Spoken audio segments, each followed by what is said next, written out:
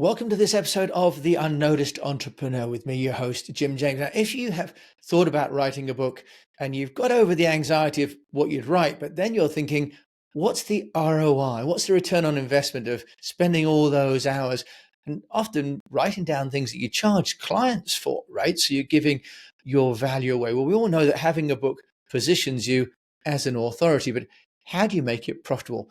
My guest today is Chris Benetti. He's based in Perth and he has a company called Smart Author, and he helps business owners to write books and to make it a very profitable enterprise. Chris Benetti, welcome to the show. Thanks for having me, Jim. It's a pleasure. Well, it's a pleasure to have you because it is a fundamental problem. We're all told that we should have a book. And as you know, I have the UnNoticed Entrepreneur, onto volume 3, but it's a lot of work. And frankly, we don't make that much money per book sale. So how do you help entrepreneurs and business owners generate a revenue from being a published author? Well, in my opinion, the secret is actually not within the book itself. It's within the whole author ecosystem. So the authors that I work with are primarily entrepreneur authors. And that just means that they primarily have a business and their book is an asset to help them create awareness or get noticed on the front end for new people entering their world. And it's an asset for someone to get a lot of value from them, but then also figure out how they can work with the author further. So whether they're consultants, whether they're coaches, or they run masterminds, or they have software, whatever the offer is that the book leads to, I really help to market the front end asset, which is the book, to create the back end clients, which is the consulting gigs or the mastermind members and so on. Chris, so you see the book as being, if you like, part of the funnel for that business owner, and they've maybe enshrined some of their thinking, their methodology, or their frameworks into that book. Many people have put a book out there, put it on Amazon, for example, and then there's nothing. How do you help people to go from having that book on Amazon that does offer a lot of value to being, as you say, a back end, sort of a back end system and a back end asset? How do you take the client of Smart Author through that process, and what sort of results are you getting? Yeah, sure. So, from my perspective, there has to be two things. It has to be leveraged and scalable. Someone can get a book and they can go and do all the manual efforts required to market said book. They can go and do podcast tours, book signings. They can go and speak on stage and tell people about their book. They can go on their social media and post about it and so on. Or they can let the marketplaces like Amazon or the bookstores or so on be their traffic source. But it is a very hope and pray strategy, in my opinion, to do so. From my perspective, the only true way to have leverage and scale is leverage means something that I can set up today and it continues to work for me without much effort required on my behalf. And so leverage and scale to me is advertising, essentially. So it is less about the time investment that we do, because all of those other things are time investments, and they might not cost much money for you to actually do those activities, but you're certainly going to spend your time to do them. With advertising, you are trading your time and you're spending money instead.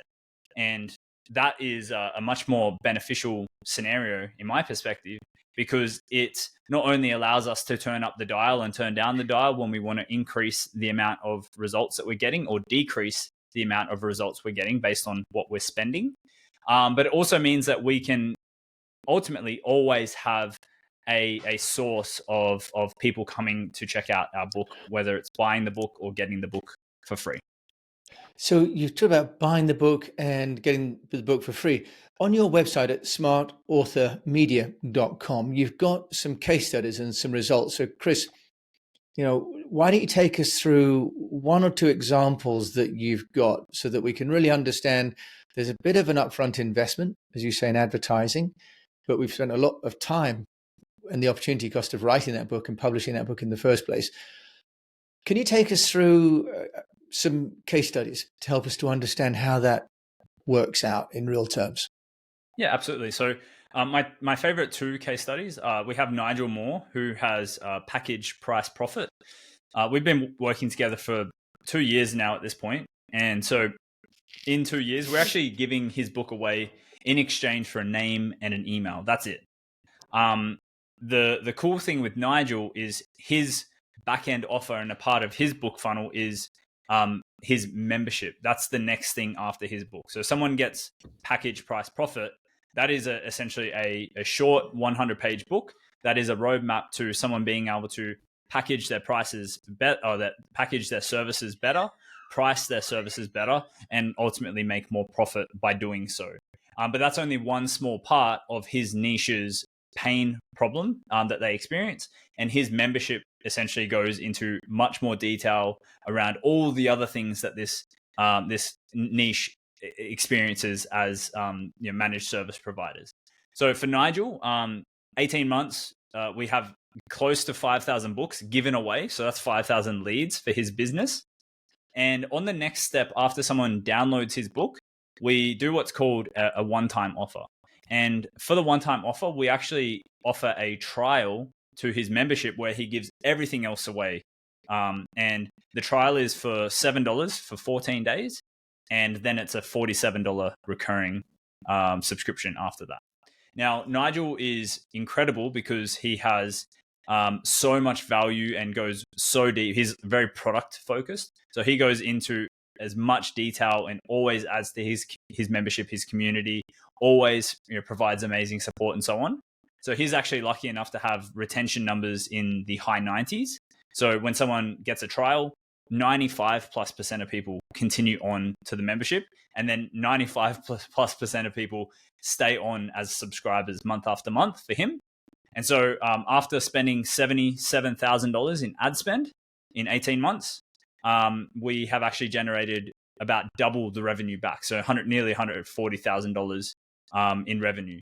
Now, because it is a recurring offer, we have built up over 16,000 in monthly recurring revenue. So every single month, Nigel pays me for my service, and then we pay for ad spend, which is about $6,000 at the moment. So $6,000 plus, let's just say $3,000 is $9,000 a month, and he's making 20 grand a month pretty much after everything's said and done. And then we're adding new subscribers every single month as well. We're adding about 10 to 12 a week at the moment. That's a wonderful, wonderful case study. And in terms of cash flow timing, Chris, I guess he has had to pay the ad budget in advance of getting the subscription revenue, just from a timing perspective. Yeah. So it took us about 6 months before we started seeing profitability for Nigel. And that can be reduced based on what your backend offer is and whether or not you're charging for a book. So that leads us nicely to another case study, which if you scroll down a little bit is George Markowski, Freedom Through Property. Up a little bit. So the second one underneath Nigel. So after 5 months working with George, we actually opted to sell the book, but we did what was called a free plus shipping offer. So this means we're sending someone a physical book in the mail, and we're giving the book away for free, and then we're just charging shipping and handling costs. So typically that's like $9 or $10 to handle the fulfillment costs, and the book is free.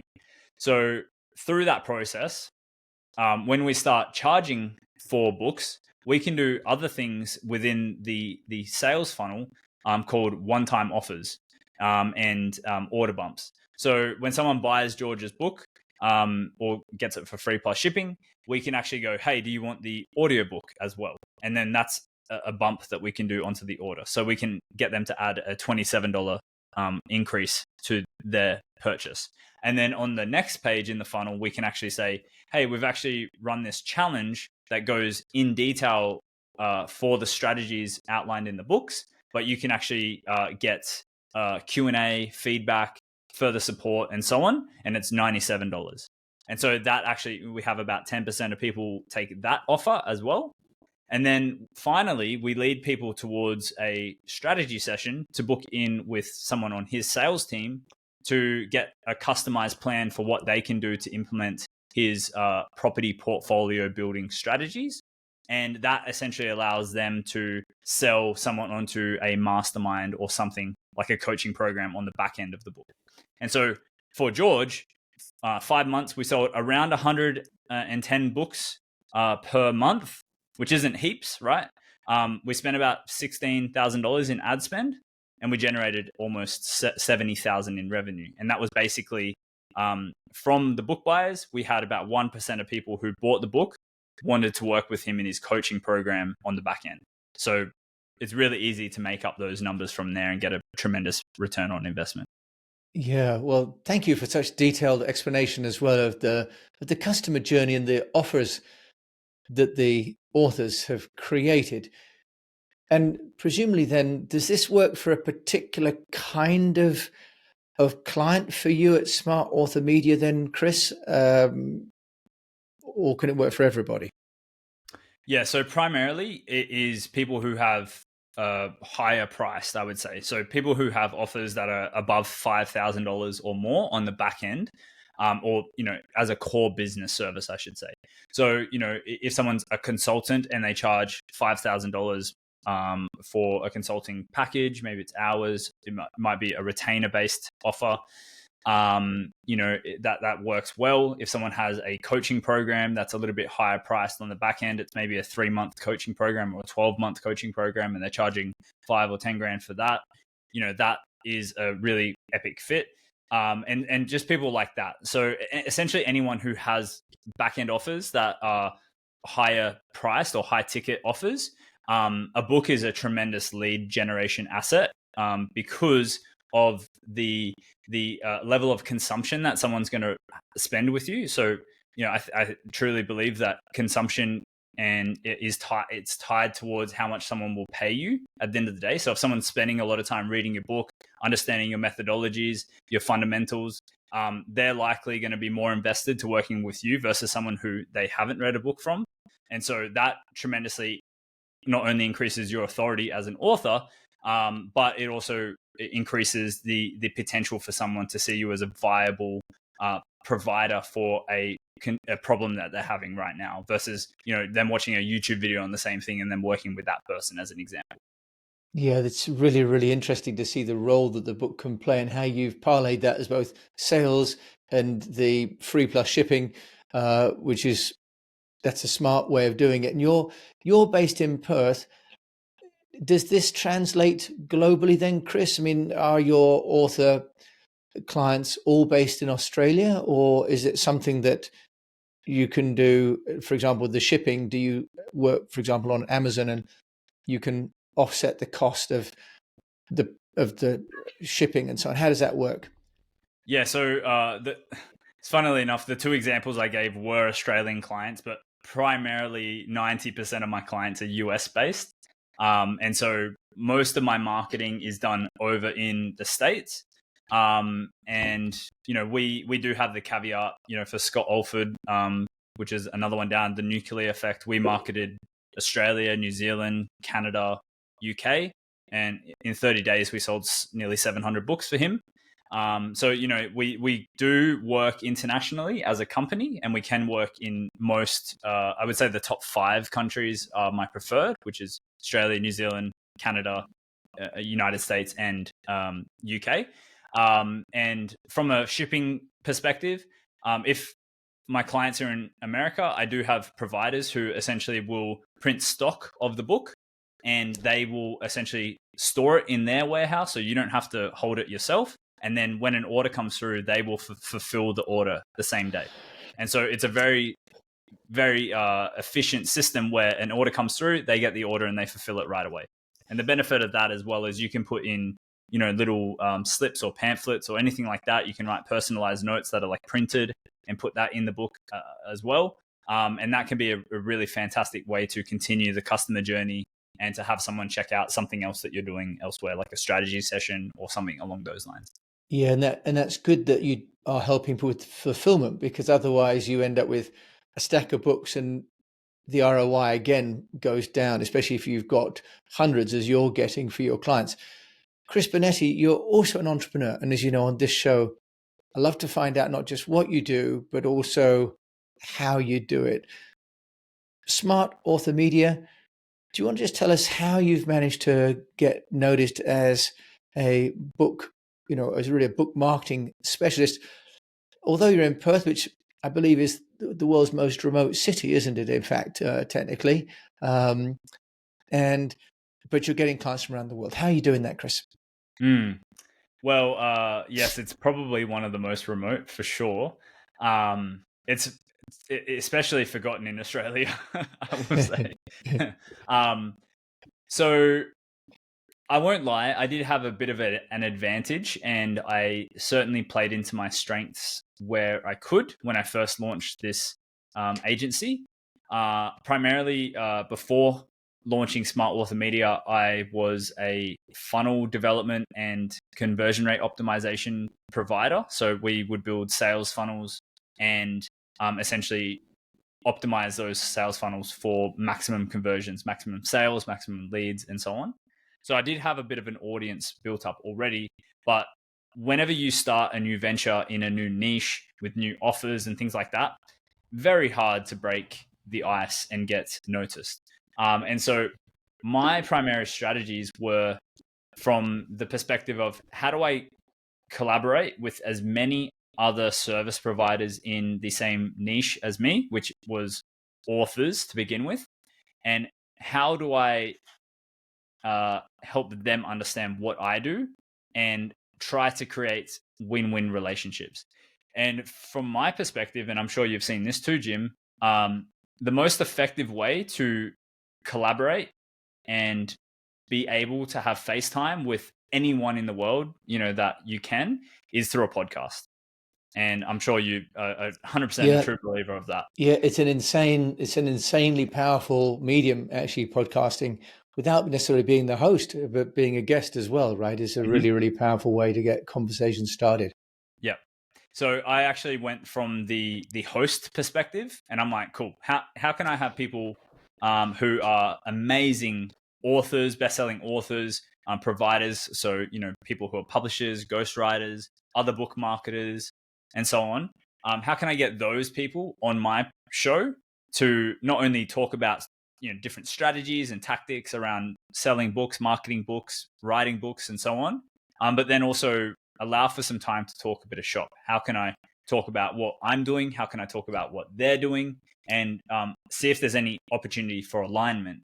And even before I started the agency, I did some market research, and I knew already that there was no one really doing what I'm doing in Smart Author Media, and there still isn't. And so I knew that there was a gap, and I confirmed that by talking to about a dozen different publishers and having them on the show as well, and essentially creating referral partnerships with each and every one of those, saying, cool, like, hey, if you have someone who needs book marketing after they've been published with you, after you've done a bestseller campaign, hey, I'm here and I'm here to provide. And most people who work with you, we've already identified, are the same target market that I would benefit from working with. And so just hit me up, and that worked tremendously well for me. Within the space of 6 months or less, I was the guy that everyone would tag on Facebook when someone said, hey, I've just published a book. Who can help me market it? Okay, that's very smart. So finding out who could be partners and getting a conversation with them on the podcast. Out of interest, what was the topic of the podcast, if you like? What was the positioning of the podcast? Because if you're interviewing people in the same, if you like, same space, how did you define the podcast? Because that sometimes is a challenge for people. It's certainly hard, but I kind of kept it generic with a purpose. So my podcast is called Smart Author as well.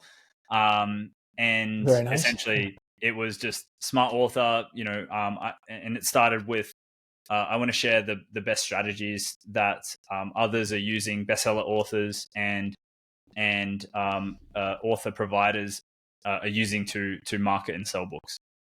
So that was like the initial direction. And then it kind of went a bit more broad, and I started interviewing other best-selling authors and just other providers who didn't necessarily talk about the marketing aspects of books, but more so about the processes, like the writing of the books, the publishing of the books, the campaigns around the books, and so on. And so it still stayed within the realm of authorship, generally speaking. Yeah, that's really, really a smart strategy, Chris, that you've got there. And so, is there something that you've done that hasn't quite worked out? That you've built Smart Author from Perth. You've got clients from around the world, and I love how transparent you are on your website about the ROI. That's also incredible to get your clients to agree to publish that as Mm-hmm. well. By the way, is there something that hasn't gone quite as according to plan, Chris? I think every agency owner will experience this at one point, but certainly for me, it was expectation setting. So there's some good results on that website, and some of those clients, the numbers look great, and they still had the wrong expectations with campaigns. So unfortunately, the sales numbers, the return on ad spend numbers are all awesome, but still the client had ambiguous expectations around the campaigns and the level of problem that myself as an agency owner provider was going to solve for them. And so that actually ended in us having to cut short some of the relationships that I had with clients, which was unfortunate. So for me, as an example, I would have a client come on and they're like, cool, we want to market our book. But then they didn't tell me that, hey, I want to make 100% of the money back on ad spend, plus I want to cover your retainer, all on the front end book funnel. And that, not necessarily being disclosed, or me being newer to the space and not understanding what was actually achievable because I was young and naive, or whatever you want to call it. And so I wasn't able to set expectations properly. Today, my business and approach is much different. I will tell clients flat out that that's not what I do or can help with. And if they want to still work with me, that's cool. I can help them get a return on their investment on the back end of their book. But certainly on the front end is not something I promise and haven't done for quite some time. But without that expectation being set when the client signs up, and then it just leads to a lot of challenges in the working relationship. Yeah, it's really good that you pointed out, because we often don't think about the need to set client expectations. I used to have in my agency a client service protocol where we would state our standards for how quickly we'd reply, how quickly they'd have to reply, what they would expect in terms of coverage, and so on. I was dealing in the media relations agency, and having that conversation at the beginning of the relationship really cleared out a lot of misunderstandings as well about how the agency and the client can work together. So that's really, really good. Thanks for raising that, Chris. Absolutely. Chris, you've got great results for your authors. What would be your number one tip from an entrepreneur's point of view on getting noticed? I mean, you've covered off about doing the podcast, which is great. Is there a number one tip that you'd give us? Well, Jim, I'm all about simplicity. I think it is all about finding what works for you and not necessarily listening to the Gary V's or the Grant Cardones or the people that are just all in your face all the time. And certainly strategies that they promote and recommend can work for many people. But when they're overcomplicated and intense, and it's very hard for one person who's new in the game to publish on several channels, I am all about finding one thing that works for you and doing that consistently to get the results for yourself. For me personally, I am a Facebook user. I have a lot of engagement with my Facebook posts. I find that I've pretty much gotten most of my clients from Facebook and referrals. pretty much through Facebook. And so just based on that, Facebook is where I go. Like, sure, I could probably start creating a following on YouTube or LinkedIn or Instagram and so on, but it is for the most part more of a distraction for where I'm at the moment. And whether the investment of time and energy on those other platforms is going to pay off is, again, ambiguous. So I would rather just double down on what I know works for me at the moment, and when I have more capacity available, to then further explore other options. Okay, that's wonderful, Chris. And is that a Facebook group or a Facebook page that you're generating the most leads from? It's primarily my personal profile, to be honest. They're very, very interesting. Okay, wonderful. So if people want to find out, Chris, I'm going to ask you how people can get hold of you in a moment, but you've got a bit of an offer for us as well. But before that, let's find out from you your favorite book that you'd recommend. So if you're listening to this and you're thinking, man, I should probably write a book and market it so that I can, get these clients on the back end. A good friend of mine, Mike Capuzzi, has a book called The 100-Page Book. And that's a fantastic way to write what he calls a shook, which is a short, helpful book that is geared towards being a really useful asset to market on the front end of your business. Then I highly recommend you check out that book. It is literally a 100-page book itself. And so it's a really actionable book for you to get a shortcut to writing your own book for your business. Good. I've never heard that expression, a shook. That's fantastic. Thank you for that, Chris. Introducing a whole new term. Wonderful, Chris.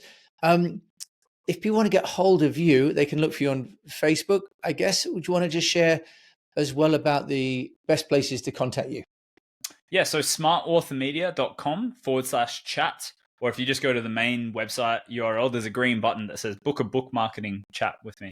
And essentially that's a free 30-minute consulting session with me. I charge $2,000 an hour for consulting. So it's basically $1,000 an hour, that you'll get for free. And if you've got a book and you're marketing it, we can review what you're doing. And I can give you some recommendations to do it better. Or if you don't have a book and if you do have a book and you haven't done any marketing, then we can put a plan in place for you to, go out and do some actionable ththings. And if you want our help to implement any of that stuff, then we can discuss that on the call as well. Chris, thank you so much. What an inspiration. I think you've really cleared up as well for me how a book can be part of a broader strategy, and also through your explanation with the case studies, how the numbers work. Which really, really makes sense. You've really demonstrated with clarity how a bit of an investment up front can lead to recurring income based on a book. So thank you, Chris Benetti, for joining me today. Yeah, thanks for having me, Jim. It's been a pleasure. Well, it's been wonderful to go all the way to Perth to hear Chris Benetti, who's got clients from around the world. So I encourage you to smartauthormedia.com if you'd like to find out more about him. And do take him up on his offer of a half-an-hour session, because you're going to get so much value. If you can just imagine, we've had 25 minutes with Chris talking back and forwards. Imagine 30 minutes of your own questions back and forwards with Chris Benetti. So you've been with me, Jim James, on the UnNoticed Entrepreneur podcast. As always, I hope you've found this valuable. If you have, please do leave a review and forward it to a fellow unnoticed entrepreneur. We don't want anyone to go unnoticed. Until we meet again, I just encourage you to keep on communicating.